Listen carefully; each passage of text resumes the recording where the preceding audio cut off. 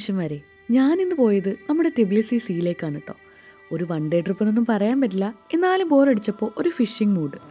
Hi guys, ഞങ്ങളിവിടെ ചൂണ്ടയിടാൻ വന്നതാണ്, മീൻ പിടിക്കാൻ വന്നതാണ്. ഇത് തിബ്ലിസി സീ ആണ് നിങ്ങൾ ഈ കണ്ടുകൊണ്ടിരിക്കുന്നത്.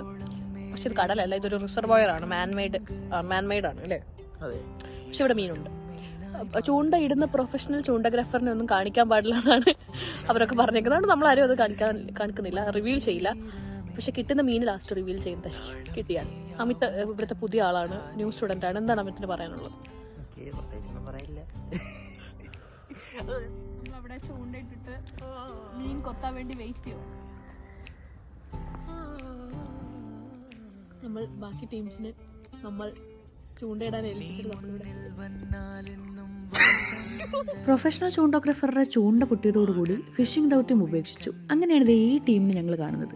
ചെക്കന്മാർ 12-13 വയസ്സൊക്കെയുള്ള ചെക്കന്മാരാട്ടോ. പക്ഷെ കാണിക്കുന്ന കസരത്ത് പരിപാടികളൊക്കെ വലുതും. ആദ്യത്തെ ചടപ്പ് മാറി ഞാൻ ചെന്നങ്ങോട്ട് കമ്പനിയായി. പിന്നെ എൻ്റെ വീട്ടിൽ വിളിച്ചവന്മാരെ പരിചയപ്പെടുത്തി കൊടുത്തു.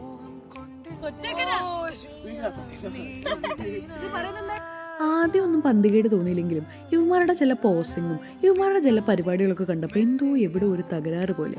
പിന്നെയല്ലേ ഞാൻ ആ സത്യം അറിഞ്ഞത്, ചെക്കന്മാർ ചില്ലറക്കാരന്മാരല്ല കേട്ടോ. ദേ അമിത്തിൻ്റെ കയ്യിലിരിക്കണ കുപ്പി ചാടി അടിച്ച് അടി കണ്ടപ്പോഴേ നിങ്ങൾക്ക് ഊഹിക്കാവുന്നതേ ഉള്ളൂ എന്താ സംഭവം എന്നല്ലേ.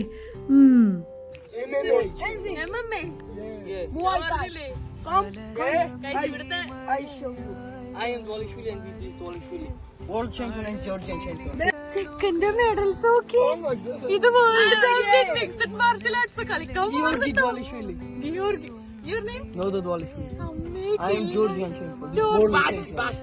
Allah, congrats.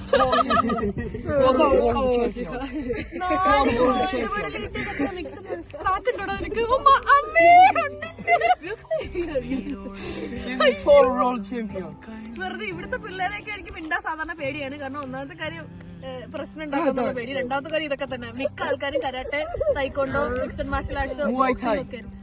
അതുകൊണ്ടത് ഇല്ലാത്തൊന്നുമില്ല. അങ്ങനെ ഞങ്ങൾ 1.5 മണിക്കൂർ ചൂണ്ടയിട്ടിട്ട് ഒരു നെത്തോലിയെ പോലും കിട്ടിയിട്ടില്ല. ചെക്കൻ നേരെ നടന്നു പോയിട്ടൊരു മീനെ പിടിച്ചോണ്ട് വന്നു. ഇങ്ങനെ ഇവരെ കുഞ്ഞിലെ തൊട്ട് ഓരോ കാര്യങ്ങളുള്ള കഴിവ് കണ്ടപ്പോൾ സത്യം പറഞ്ഞാൽ നമ്മുടെയൊക്കെ നാട്ടിലെ ആൾക്കാരുടെയും നമ്മൾ വളർന്നൊരു ചൈൽഡ്ഹുഡൊക്കെ ഓർത്തുപോയി. മഴയത്തിറങ്ങിയ പ്രശ്നം, അയ്യോ പനി പിടിക്കും ഇറങ്ങല്ലേ, മണ്ണിലിറങ്ങി അയ്യോ മോനെ മണ്ണിലിറങ്ങല്ലേ, എന്താ അല്ലേ. ഏതായാലും നല്ലൊരു ഡേ ആയിരുന്നു കേട്ടോ.